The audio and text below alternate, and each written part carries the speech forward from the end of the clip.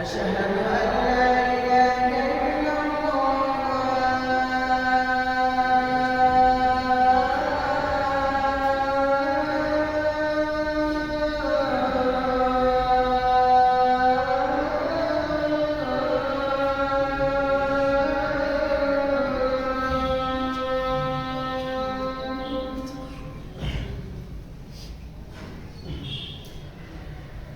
أشهد أن محمدا رسول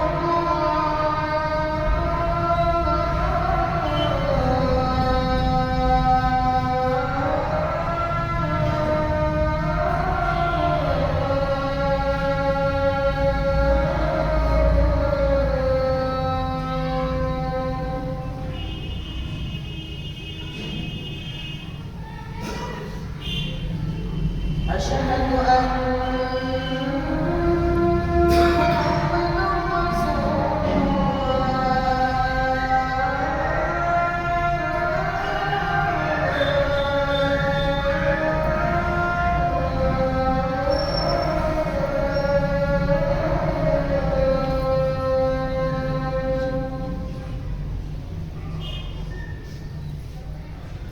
حي على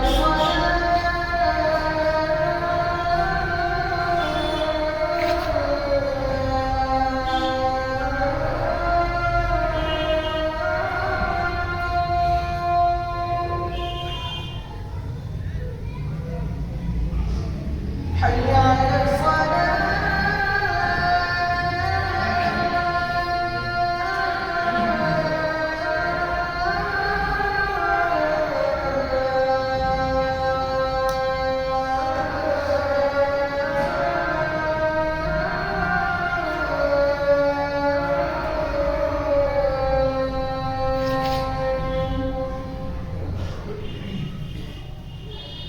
حي على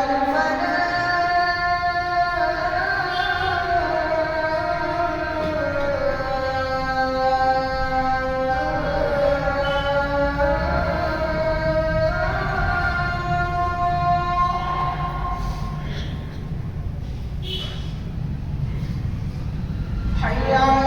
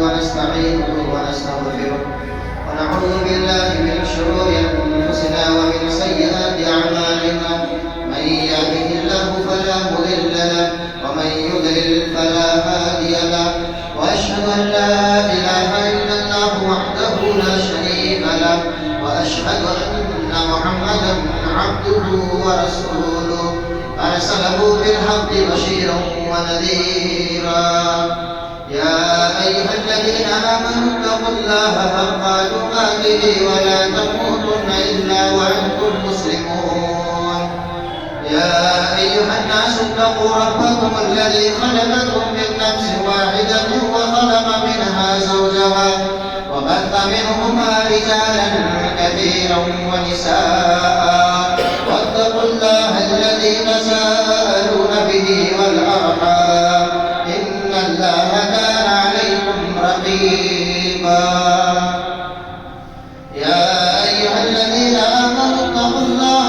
وقولوا قولا سديدا يصلح لكم أعمالكم ويغفر لكم ذنوبكم ومن يطع الله ورسوله فقد فاز فوزا عظيما. أما بعد فإن خير الحديث كتاب الله وخير الهدي هدي محمد صلى الله عليه وسلم وشر الأمور محدثاتها وكل محدثة بدعة وكل بدعة ضلالة وكل ضلالة في النار. قال الله تبارك وتعالى في كلامه المجيد والفرقان الحميد: أعوذ بالله السميع العليم من الشيطان الرجيم من همزه ونفخه ونفثه. بسم الله الرحمن الرحيم. وقل جاء الحق وزهق الباطل إن الباطل كان زهوقا. رب اشرح لي صدري ويسر لي أمري واحلل عقدة من لساني يفقهوا قولي. اللهم انفعني بما علمتني وعلمني ما ينفعني وزدني علما. اللهم أرنا الحق حقا وارزقنا اتباعه وأرنا الباطل باطلا وارزقنا اجتنابه. حاضرین جمع، بزرگان دین، نوجوانان ملت اسلامی، خواتین اسلام، عزیز بچوں، ہر قسم کی حمد و ثنا، بزرگی، بڑائی، کبریائی خالق کائنات، مالک ارض و سما کے لیے لائق و زیبا ہے. بعدہ درود و سلام نازل ہو تمام انبیاء کرام پر، بالخصوص خاتم النبیین رحمت للعالمین سید المرسلین امام الانبیاء احمد مصطفیٰ محمد مصطفیٰ صلی اللہ علیہ وسلم پر. اللہم صلی وسلم وبارک علی عبدک ورسولک محمد وعلی آلہ وصحبہ اجمعین. حاضرین جمع، سیرت النبی صلی اللہ علیہ وسلم کے تعلق سے مسلسل ہمارے خطبات چل رہے ہیں. آج اسی سلسلے کی 26ویں کڑی ہے. آج کے خطبہ میں سن 8 ہجری میں ہونے والے اہم واقعے جسے ہم فتح مکہ کے نام سے جانتے اور پہچانتے ہیں، اس تعلق سے چند باتیں اور فتح مکہ ہمیں کیا پیغام دیتا ہے، اس میں ہونے والے واقعات سے مسلمان کے لیے کیا عبرت کا سامان ہے، کیا نصیحت کا پیغام ہے. چند باتیں انشاءاللہ آپ کے سامنے رکھنے کی کوشش کروں گا. اللہ کے نبی صلی اللہ علیہ وسلم جب صلح حدیبیہ سے فارغ ہو چکے تو آپ نے ایک نکتہ یہ رکھا تھا کہ اگر کوئی قبیلہ ہماری جانب آنا چاہتا ہے تو ہمارا حلیم بن جائے، قریش کی جانب جانا چاہتا ہے تو قریش کا حلیم بن جائے، ساتھی بن جائے. بنو خزاعہ نے اللہ کے نبی صلی اللہ علیہ وسلم اور مسلمانوں کا حلیم بننا پسند فرمایا. بنو بکر نے قریش کا حلیم بننا پسند فرمایا. چند ہی دنوں کے بعد ان دونوں قبیلوں میں پہلے سے لڑائی جاری تھی. کسی سبب کی وجہ سے بنو بکر نے بنو خزاعہ پر چڑھائی کر دی. یہاں تک کہ وہ حرم میں پہنچ گئے تب بھی ان کے آدمیوں کو قتل کیا گیا. اور خاص طور سے قریش نے ہر طریقے سے بنو بکر کی مدد کی. بنو خزاعہ کے تقریباً 40 افراد اللہ کے نبی صلی اللہ علیہ وسلم کے پاس پہنچے مدد کے لیے کہ ہمارا وعدہ ہے، ہم آپ کے حلیف ہیں، آپ ہماری مدد کیجیے. نبی صلی اللہ علیہ وسلم تحقیق کی غرض سے کئی ساتھیوں کو مکہ روانہ کرتے ہیں. معلوم ہوتا ہے کہ یقیناً بنو خزاعہ کے ساتھ ظلم کیا گیا ہے، تو آپ نے پیغام بھیجا، قریش کے لوگوں سے صلح کی یاد دلائی کہ اگر واپس اس معاہدے کو قائم رکھنا چاہتے ہو تو بنو خزاعہ کا خون بہا ادا کر دو، بنو بکر سے اپنا رشتہ توڑ دو، ورنہ یاد رکھو مسلمان اب تم پر چڑھائی کرنے والے ہیں. وہ آپ صلی اللہ علیہ وسلم نے وارننگ کی معاہدے کو توڑ رہے ہو۔ مسلمان ہمیشہ معاہدے کی پاسداری کرتے ہیں، لیکن آگے بڑھ کر اگر قریش کے لوگ توڑیں گے تو مسلمان بھی جنگ سے پیچھے ہٹنے والے نہیں۔ کفار کی جانب سے، قریش کی جانب سے جواب آیا کہ ہم خون بہا دینے کے لیے تیار نہیں، بنو بکر سے رشتہ توڑنے کے لیے تیار نہیں ہے۔ اگر آپ جنگ کا اعلان کرتے ہیں تو قریش بھی جنگ کا اعلان کرنے کے لیے تیار ہے۔ تو اس طریقے سے یہ سبب بنا غزوہ فتح مکہ۔ عام طور سے اسے فتح مکہ کہا جاتا ہے، لیکن اس لیے کہ اللہ کے نبی صلی اللہ علیہ وسلم غزوے کے ارادے سے روانہ ہوئے تھے اور کچھ جھڑپیں بھی اس دوران ہوئی تھی، اس لیے اس کو بھی غزوے سے تعبیر کیا جاتا ہے۔ اللہ کے نبی صلی اللہ علیہ وسلم پیش قدمی کے لیے مکہ کی جانب روانہ ہونے کے لیے تیار ہو گئے۔ صحابہ کرام کو آپ صلی اللہ علیہ وسلم نے حکم دے دیا، لیکن حکم اتنا پوشیدہ تھا یہاں تک کہ ابو بکر صدیق رضی اللہ عنہ کو بھی علم نہ ہو سکا کہ اللہ کے نبی صلی اللہ علیہ وسلم کا ارادہ کس طرف ہے۔ ابو بکر رضی اللہ عنہ بار بار حضرت عائشہ صدیقہ کے پاس آتے، یہ آپ کی چہیتی بیوی ہے، ہو سکتا ہے آپ نے اپنی بیوی کو آگاہ کر دیا ہو۔ بار بار پوچھتے محمد نبی صلی اللہ علیہ وسلم کا ارادہ کس طرف کا ہے۔ حضرت عائشہ فرماتی ہے واللہ عالم، میں بھی نہیں جانتی ہوں کہ آپ کس طرف جانے والے ہیں۔ تو شروعات میں آپ صلی اللہ علیہ وسلم نے معاملے کو انتہائی پوشیدہ رکھا تاکہ آگے بڑھنے کے لیے خبریں لیک نہ ہو سکے، مشرکین کے پاس نہ پہنچ سکے اور وہ تیاری نہ کر سکے۔ اور صرف یہی نہیں کہ اللہ کے نبی صلی اللہ علیہ وسلم نے خبریں لیک ہونے کے ہر طریقے سے رازدانہ اور پوشیدہ طریقہ اپنایا، بلکہ آپ نے اللہ سے دعائیں کی۔ اللہ رب العالمین سے آپ نے دعا کی کہ اے اللہ ہماری خبریں جاسوسوں تک نہ پہنچانا، اور اللہ رب العالمین نے آپ کی دعا کی وجہ سے مشرکین کے جو جاسوس آس پاس میں ٹہل رہے تھے ان تک کوئی خبر نہ پہنچ سکی۔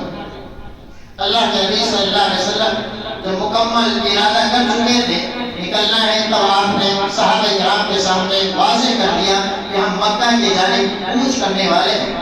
اسی دوران ایک واقعہ رونما ہوا حاتب بن ابی بلتہ رضی اللہ عنہ کے ذریعے سے کہ انہوں نے لیٹر لکھ کر ایک بڑھیا عورت کو دیا اور جا کر کے یہ پیغام دے دو کہ اللہ کے نبی صلی اللہ علیہ وسلم آنے والے ہیں، آپ صلی اللہ علیہ وسلم مکہ پر چڑھائی کرنے والے ہیں، قریش سے جنگ کا اعلان کر چکے ہیں۔ اللہ کے نبی صلی اللہ علیہ وسلم معاملے کو راز میں رکھنا چاہتے تھے، لیکن حاتب بن ابی بلتہ نے ان تک یہ پیغام پہنچانے کی کوشش کی۔ آسمان سے وحی آ جاتی ہے، اللہ کے نبی صلی اللہ علیہ وسلم کو بتایا جاتا ہے کہ حاتب بن ابی بلتہ نے ایک بڑھیا عورت کو دیا ہے۔ اللہ کے نبی صلی اللہ علیہ وسلم حضرت علی رضی اللہ تعالیٰ عنہ، حضرت مقداد رضی اللہ عنہ اور حضرت زبیر رضی اللہ عنہ کو روانہ فرمایا کہ جاؤ اور روضہ کے خاک میں اس عورت سے تمہاری ملاقات ہوگی۔ ایک جگہ کا نام ہے۔ صحابی کرام وہاں پہنچتے ہیں، اس عورت سے مطالبہ کرتے ہیں جو خط لے کر کے مکہ جا رہی ہو وہ لوٹا دو۔ اس عورت نے شروع میں منع فرمایا کہ میرے پاس کوئی لیٹر نہیں ہے۔ جب سختی کی گئی اور تلاشی لینے کی دھمکی دی گئی تو اس عورت نے، اس بڑھیا عورت نے وہ لیٹر صحابہ کرام کے حوالے کر دیا۔ اللہ کے نبی صلی اللہ علیہ وسلم کو جب اس کا علم ہوا، آپ صلی اللہ علیہ وسلم نے حاتب بن ابی بلتہ کو بلایا اور سبب پوچھا کہ کیا وجہ ہے۔ حاتب بن ابی بلتہ نے صحیح فرمان دیا کہ میں کوئی کافر نہیں ہوں، میں منافق نہیں ہوں، لیکن ایک احسان کے طور پر قریش مکہ کے میرے اوپر احسان تھے تو میں نے چاہا کہ بہتر احسان کا بدلہ دیا جا سکتا ہے، اس لیے میں نے ان کی جانب لیٹر روانہ کیا تھا۔ نہ میں کافر ہوں، نہ میں منافق ہوں، اور نہ ہی میں مسلمانوں کے خلاف کوئی سازش کر رہا ہوں۔ وہی حضرت عمر بن خطاب تشریف فرما تھے اور انہوں نے جب اس معاملے کی سنجیدگی کو دیکھا یہ مسلمانوں کی جاسوسی کر رہے ہیں، اللہ کے نبی صلی اللہ علیہ وسلم نے فرمایا نافقا، اللہ کے نبی منافق ہو چکا ہے، مجھے آپ آرڈر کیجیے، حکم کیجیے، میں اس کی گردن اڑا دوں۔ لیکن اللہ کے نبی صلی اللہ علیہ وسلم نے فرمایا انه قد شهد بدرا وما يدريك لعل الله قد اطلع الى اهل بدر وقال اعملوا ما شئتم فقد غفرت لكم. جانتے نہیں ہو یہ حاطب بن ابی بلتہ یہ بدر میں شریک ہوئے تھے، بدر کے جنگ میں لڑنے والے بہترین جنگجو کی حیثیت سے تھے. اللہ رب العالمین نے ان کے تعلق سے فرمایا ہے اعملوا ما شئتم فقد غفرت لكم، کہ میں نے تمہیں معاف کر دیا ہے، آج کے بعد تم جو بھی کام کرے وہ کرو گے، تمہارا کوئی مواخذہ نہیں ہوگا، تمہاری کوئی پکڑ نہ ہوگی. اللہ کے نبی صلی اللہ علیہ وسلم نے اس وجہ سے کہ اللہ رب العالمین نے یہ فرمایا اس کے بعد میں نے معاف کر دیا ہے، تو آپ صلی اللہ علیہ وسلم نے حاطب بن ابی بلتہ کو معاف فرما دیا. سفر کا آغاز ہوتا ہے، تقریباً 10 رمضان ہے، رمضان کا مہینہ ہے، سن 8 ہجری ہے. اللہ کے نبی صلی اللہ علیہ وسلم 10,000 صحابہ کرام کے ساتھ مکہ کی جانب روانہ ہو جاتے ہیں. صحابہ کرام اور اللہ کے نبی صلی اللہ علیہ وسلم روزے کی حالت میں تھے. مقام قدیر میں پہنچتے ہی اللہ کے نبی صلی اللہ علیہ وسلم نے روزہ توڑ لیا. صحابہ کرام کو حکم دیا اس لیے کہ ہم جہاد کے لیے جا رہے ہیں، ہمیں طاقت کی ضرورت ہے، مضبوطی کی ضرورت ہے، اس لیے آپ صلی اللہ علیہ وسلم کے حکم سے تمام صحابہ کرام نے روزہ توڑ لیا. آپ صلی اللہ علیہ وسلم چلتے چلتے مقام جعفہ میں پہنچے اور مکہ کی جانب سے اللہ کے نبی صلی اللہ علیہ وسلم کے چچا حضرت عباس اپنے گھر والوں کے ساتھ تشریف لا رہے تھے. آپ سے ملاقات ہوتی ہے، اعلان کرتے ہیں اللہ کے نبی صلی اللہ علیہ وسلم آج میں صحیح طریقے سے اسلام کا اعلان کر رہا ہوں. اللہ کے نبی صلی اللہ علیہ وسلم کو بے حد خوشی ہوئی، آپ کے چچا بھی مشرف بالاسلام ہو جاتے ہیں. آپ صلی اللہ علیہ وسلم چلتے چلتے مرت زہران میں آپ نے پڑاؤ دیا، جگہ کا نام ہے. آپ نے صحابہ کرام کو حکم دیا کہ 10,000 صحابہ کرام کی فوج ہے، ہر ایک صحابی اپنے پاس آگ جلائے. 10,000 الاؤ آگ جلایا گیا تاکہ دشمنوں کو دکھانے کے لیے کہ تعداد بہت زیادہ ہے، مکہ تک یہ خبر پہنچ جائے دور دراز بھی سے کہ جو مسلمان آ رہے ہیں ان کی تعداد انتہائی زیادہ ہے. اس زمانے میں آگ دیکھ کر کے تعداد کا اندازہ لگایا جاتا تھا. اور ہوا بھی یہی کہ مکہ کی جانب سے جستجو کے لیے، خبر معلوم کرنے کے لیے ابو سفیان بن حرب جو پہلے کافر تھے اور ان کے ساتھ چند لوگ آئے تاکہ دیکھا جائے کہ مسلمانوں کی تعداد اور مسلمانوں کی کیا خبر ہے. دوران سفر انہوں نے دیکھا کہ تعداد بہت زیادہ ہے اور اللہ کے نبی صلی اللہ علیہ وسلم نفسیاتی جنگ، ذہنی جو ٹارچر کرنا چاہتے تھے، ذہنی دباؤ ڈالنا چاہتے تھے، وہ دباؤ ڈالا جا چکا تھا. ابو سفیان نے جب دیکھا تو آج تک اتنی تعداد نہیں تھی، اگر یہ مکہ کے مشرکین پر چڑھائی کریں گے تو تہس نہس کر دیں گے. حضرت عباس رضی اللہ تعالیٰ عنہ ابو سفیان کو لے کر اپنی پناہ میں لے کر اللہ کے نبی صلی اللہ علیہ وسلم کے پاس پہنچتے ہیں. آپ نے فرمایا ٹھیک ہے اپنی پناہ میں رکھو. اس دوران بھی ابو سفیان کو دیکھ کر حضرت عمر نے فرمایا تھا یہ آدمی جو ہمیشہ اسلام کو نقصان پہنچاتا ہے، ہر جنگ میں لیڈر تھا، لہذا اس کی گردن اڑا دینی چاہیے. لیکن اللہ کے نبی صلی اللہ علیہ وسلم منع فرمایا.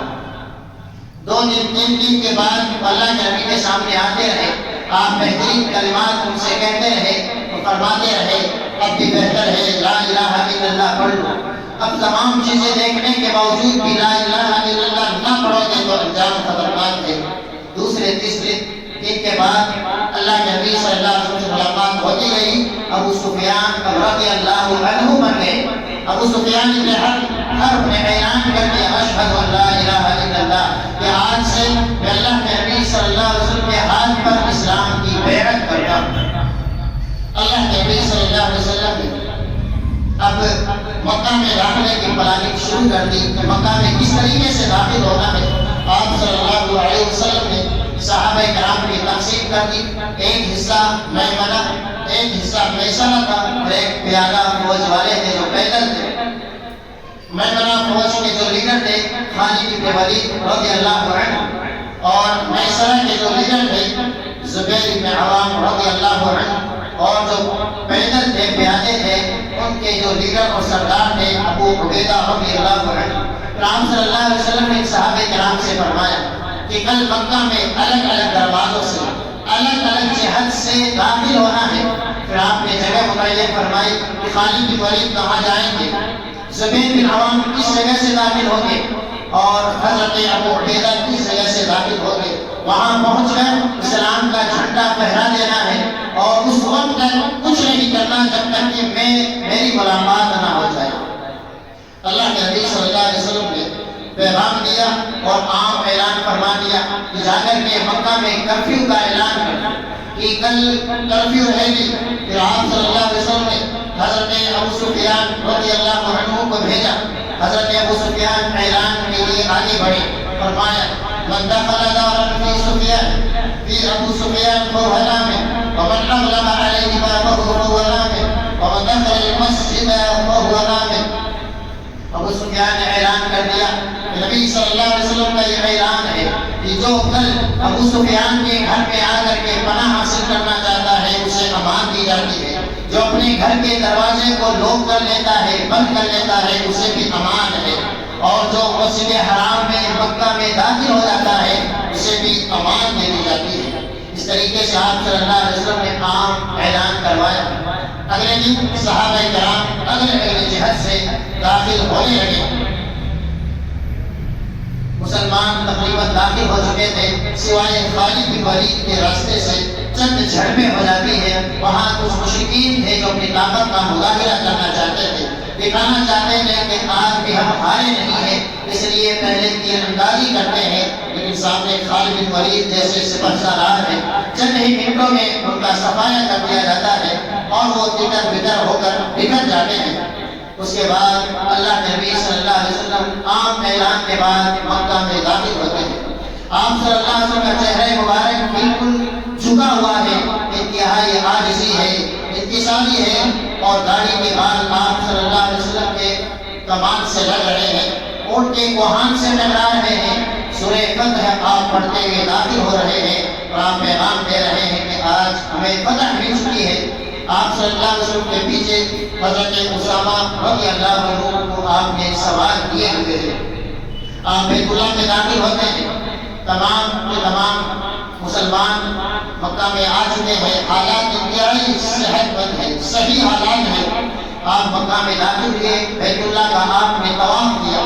طواف کرنے کے بعد آپ کے ہاتھ میں جو چھڑی یا کمان تھی, مکہ میں بیت اللہ کے آس پاس کے کنارے جو 360 پھول رکھے ہوئے تھے الگ الگ کاموں کے لیے, آپ اس چھڑی کو لگاتے اور گراتے جاتے. آپ فرماتے جاتے جاء الحق وذهب الباطل ان الباطل كان زهوقا. ہم آ چکا ہے مٹ اور باطل مٹ چکا ہے. باطل کا کام ہی تباہ و برباد ہونا, مٹنا ہی ہے. اور آپ آگے بڑھتے جاتے. اس طریقے سے پورے خانہ کعبہ کی آپ نے اس طریقے سے صفائی کی. آپ خانہ کعبہ کے اندر داخل ہوتے ہیں, توحید کا نعرہ بلند کرتے ہیں اور کعبے کے اندر داخل ہو کے آپ نے 2 رکعت نفلی نماز ادا کی. خانہ کعبہ کے اندر ابراہیم علیہ السلام اور اسماعیل علیہ السلام کے اسٹیچو کی تصویریں تھی, آپ نے وہ بھی ہٹا دی. اور ہٹانے کے بعد آپ صلی اللہ علیہ وسلم جو باہر نکلتے ہیں, خانہ کعبہ کی چابی عثمان بن طلحہ کے حوالے کر دیتے ہیں اور پیغام دیتے ہیں کہ یہ چابی قیامت تک, قرب قیامت تک اسی خاندان کے پاس رہے گی. اور آج بھی خانہ کعبہ کی چابی اسی خاندان کے پاس ہے. اسی دوران سعد بن عبادہ نے جوش میں آ کر کے کلمہ کہا الیوم یوم الملحمہ الیوم تستحق الکعبہ, کہ آج تو بخاری کا دن ہے, بدلے کا دن ہے. آج ہم بتائیں گے کس طریقے سے قریش مکہ نے ہمارے اوپر مظالم کے پہاڑ توڑے تھے. آج تو کچھ منٹ کے لیے, کچھ سیکنڈ کے لیے خانہ کعبہ کی حرمت کو پامال کیا جائے گا. اس طرح کے کلمات حضرت سعد بن عبادہ کہہ رہے تھے. ابو سفیان نے سنا, اللہ کے نبی صلی اللہ علیہ وسلم کا پیغام پہنچایا. سعد بن عبادہ یہ کلمات کہہ رہے ہیں. آپ نے فرمایا هذا يوم يعظم الله فيه الكعبة ويوم ترسى فيه الكعبة. آج کا دن لڑائی جھگڑے کا دن نہیں ہے, خون خرابے کا دن نہیں ہے, بلکہ آج کا وہ دن ہے جس دن خانہ کعبہ کی تعظیم ہوگی. خانہ کعبہ کو مقام ملنے والا ہے جو اللہ رب العالمین نے دیا ہے, اور آج کے دن خانہ کعبہ کو غلام پہنایا جائے گا. اس طریقے سے اللہ کے نبی صلی اللہ علیہ وسلم نے جواب دیا. پھر آپ نے اعلان فرمایا نام لے کر کے کہ فلاں فلاں شخص جہاں کہیں ملے, چاہے خانہ کعبہ کی دیوار کو پکڑ کے کھڑا ہو, اسے قتل کر دیا جائے.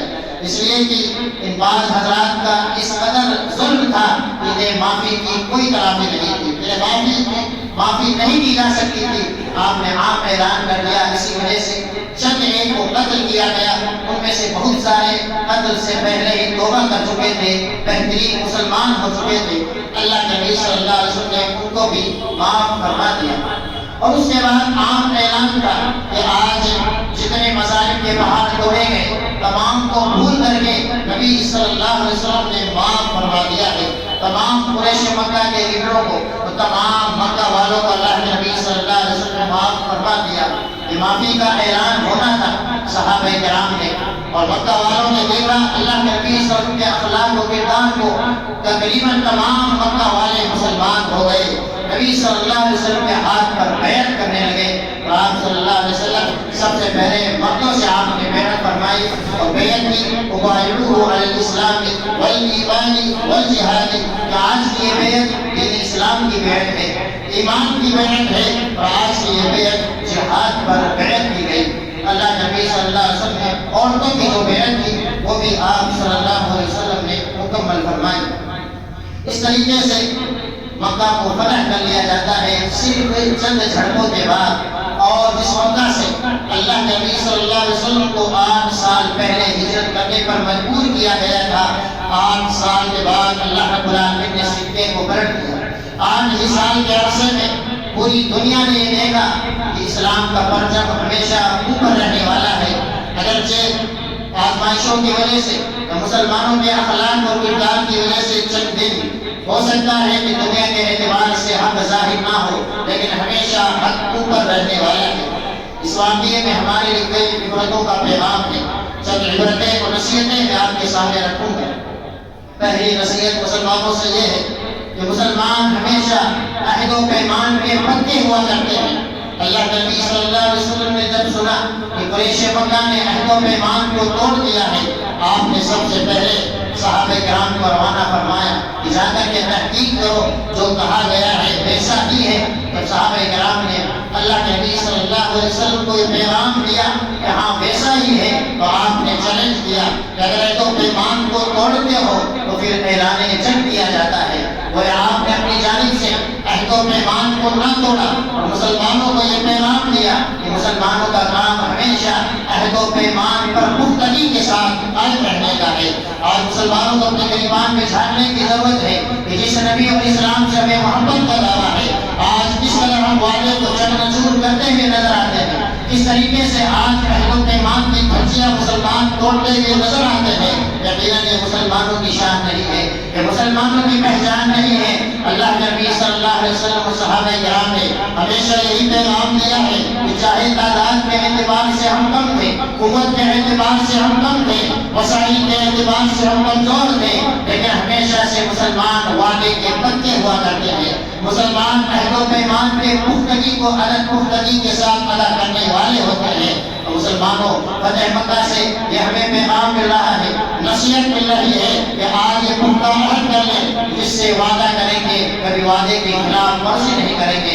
اگر کسی سے عہد و پیمان ہوگا تو اس کو بھی مکمل ادا کرنے کی کوشش کریں گے، تب جا کر کے نبی صلی اللہ علیہ وسلم کی سیرت ہم اپنے آپ کو اپنے عملی زندگی میں نافذ کرنے کی کوشش کریں گے۔ بدری صحابی کے تعلق سے حاطب بن ابی بلتہ کا وہ پیغام جو مکہ کی جانب بھیجا تھا، اللہ کے نبی صلی اللہ علیہ وسلم نے عام اعلان کیا صحابہ کرام کے تعلق سے، اور خاص طور سے بدری صحابہ کرام کے تعلق سے فرمایا لا تقول له الا خیرا، صرف اپنی زبان سے حاطب کے تعلق سے اچھی بات نکالنی ہے۔ گویا ہر ایک کو میسج دیا گیا، یہ پیغام دیا گیا کہ جس سے اللہ راضی ہو چکا ہے، ہمیں حق نہیں ہے ان کے تعلق سے زبانیں دراز کرنے کی۔ اللہ کے نبی صلی اللہ علیہ وسلم نے جب آیت کریمہ سنائی اور اللہ رب العالمین کا پیغام سنایا کہ اللہ نے یہ معاف فرما دیا ہے، تو وہی حضرت عمر بن خطاب جو دیش میں آ کر غصے میں آ کر یہ کہہ رہے تھے کہ اللہ کے نبی مجھے اجازت دیجیے میں گردن اڑا دوں، وہی رونے لگ جاتے ہیں اور کہتے ہیں اللہ اعلم بالصواب، اللہ رب العالمین زیادہ بہتر جانتا ہے۔ تو مسلمانوں حضرت عمر نے بھی یہ پیغام دیا ہے یقیناً ایمان کے نام پر حمیت اور غیرت ہونی چاہیے، لیکن ایمان کے نام پر حمیت اور غیرت جب اللہ کا پیغام آ جاتا ہے تو اس کے سامنے سر تسلیم خم کر دینے کا نام ایمان ہے۔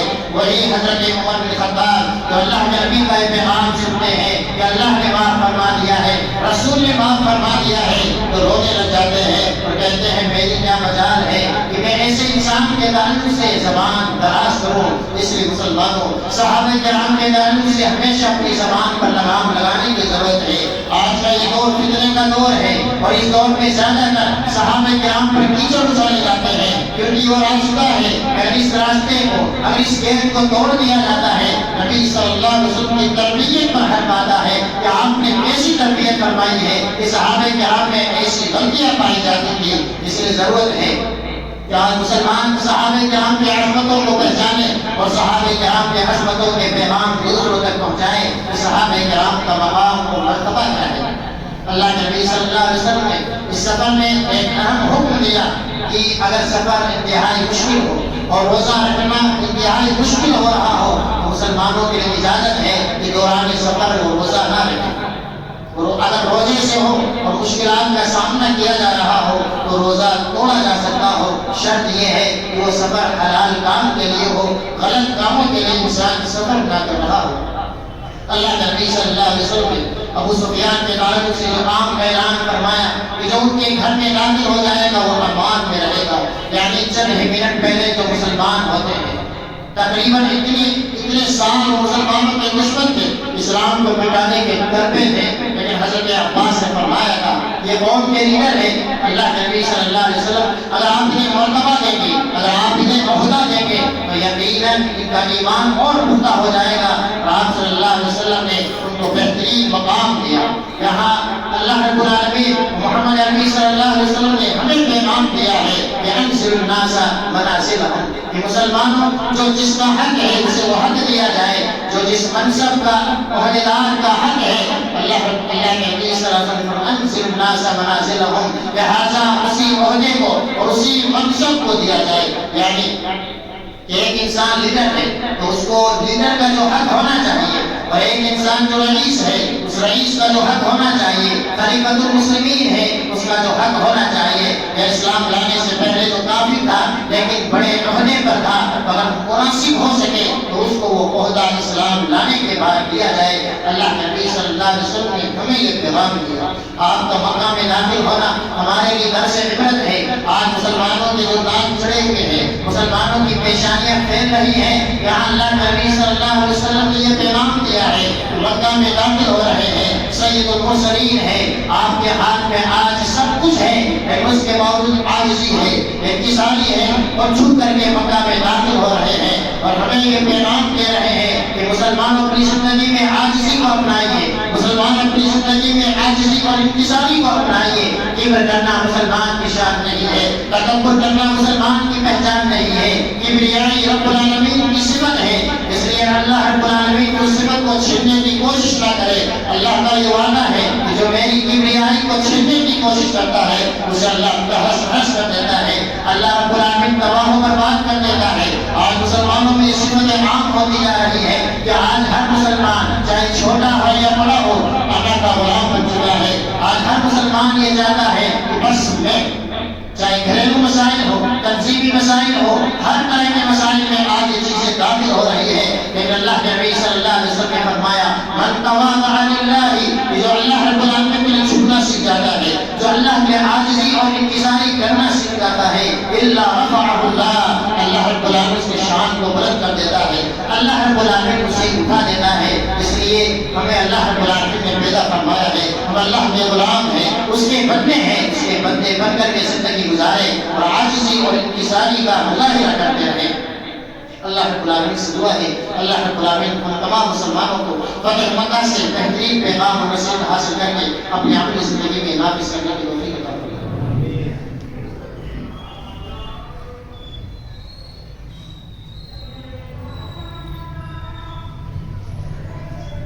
الحمدللہ رب العالمین والعاقبۃ للمتقین واشهد ان لا اله الا الله واشهد ان محمدا عبده ورسوله والصلاة والسلام على عبده ورسوله محمد وعلى آله وصحبه أجمعين ومن تبعهم بإحسان إلى يوم الدين. اللہ کے نبی صلی اللہ علیہ وسلم جب طواف سے فارغ ہو چکے اور آپ صلی اللہ علیہ وسلم خانہ کعبہ کے اندر داخل ہوئے تو آپ نے سب سے پہلے جو کام کیا، شرک کی راہ میں جو چیزیں شرک کی جانب مشرکین کو لے جانے والی تھی، اللہ کے نبی صلی اللہ علیہ وسلم نے سب سے پہلے کام کیا توحید کا. 360 جو بت تھے آپ نے وہ گرا دیے. مسلمانوں کو یہ پیغام دیا کہ مسلمان کی زندگی میں کبھی بھی توحید اور شرک کے معاملے میں کمپرومائز نہیں ہو سکتا ہے. مسلمان کبھی بھی شرک کے معاملے میں مداہنت کا، نرمی کا شکار نہیں ہو سکتا ہے. آپ صلی اللہ علیہ وسلم نے یہ نہیں دیکھا کہ ابھی بھی اسلام قبول کرنے والے ہیں یا اسلام لائیں گے یا نہیں لائیں گے. کہیں ایسا نہ ہو یہ کہے ہمارے معبودوں کے ساتھ محمد صلی اللہ علیہ وسلم کیا کر رہے ہیں. لیکن نہیں، یہاں توحید کا پیغام تھا، توحید کا سبق سکھانا مقصود تھا. اس لیے آپ صلی اللہ علیہ وسلم نے آگے آپ فتح مکہ کے واقعات پڑھے. سیرت کی کتابوں میں کتنی ایسی چیزیں تھیں جو اللہ کے نبی نے چھوڑ دی یہ کہہ کر کے کہ نئے نئے اسلام لانے والے ہیں، یہ کیا سمجھیں گے. لیکن توحید کے معاملے میں اور شرک کے معاملے میں اللہ کے نبی صلی اللہ علیہ وسلم نے 1 منٹ کی ڈھیل برداشت نہ کی. آج ضرورت ہے مسلمانوں، آج ہماری جو پستی ہے، آج ہماری جو ذلت ہے، سب سے بنیادی وجہ کہ آج مسلمانوں کے پاس عقیدہ نہیں ہے، توحید نہیں ہے اور توحید کے نام پر غیرت نہیں ہے. آج ہمارے سماج میں، آج ہمارے معاشرے میں شرک کس قدر عام ہوتا جا رہا ہے اور توحید کے ساتھ کیسا برتاؤ کیا جا رہا ہے. مسلمان زنا کے نام پر غیرت مند ہو سکتا ہے، مسلمان چوری کے نام پر غیرت مند ہو جاتا ہے، مسلمان کبیرہ گناہوں کے نام پر غیرت مند ہو جاتا ہے. اگر کسی انسان کی عزت پر حملہ ہوتا ہے وہاں ہماری غیرتیں فڑفڑانے لگ جاتی ہے. لیکن اللہ کی توحید کے ساتھ جب کھلواڑ ہوتا ہے، اللہ رب العالمین کی شان میں جب گستاخی مسلمان کرتا ہے تو ہم زبان کھولنا پسند نہیں کرتے ہیں اور حقیقت میں حکمت کے ساتھ دعوت دینا پسند نہیں فرماتے ہیں. ضرورت ہے مسلمانوں فتح مکہ سے ہم پیغام لے کر کے جائیں، اپنی زندگی میں توحید کے درس کو عام کریں، توحید کو سیکھیں، دوسروں تک پہنچائیں. یہی وہ چیز ہے جب انسان کے پاس حقیقی توحید آ جاتی ہے، انسان کے پاس حقیقی اللہ رب العالمین سے محبت ہو جاتی ہے، حقیقی اللہ کا خوف پیدا ہو جاتا ہے، اللہ پر یقین اور توکل پیدا ہو جاتا ہے. پھر دیکھیے زیادہ کچھ کرنے کی ضرورت نہیں ہے. اللہ رب العالمین توحید کی نعمتوں کے بعد دروازے کھول دیتا ہے. ضرورت ہے توحید کی اہمیت کو سمجھے، توحید کے مقام و مرتبے کو سمجھے. اللہ رب العالمین سے دعا ہے اللہ رب العالمین ہم تمام سامعین و سامعات کو توحید کی اہمیت کو سمجھ کر اپنے عملی زندگی میں توحید کو نافذ کرنے کی توفیق عطا فرمائے. ہم میں سے جو مسلمان پریشان حال ہے اللہ رب العالمین کی پریشانی کو دور فرما دے. ہم میں سے جو بیمار ہے اللہ رب العالمین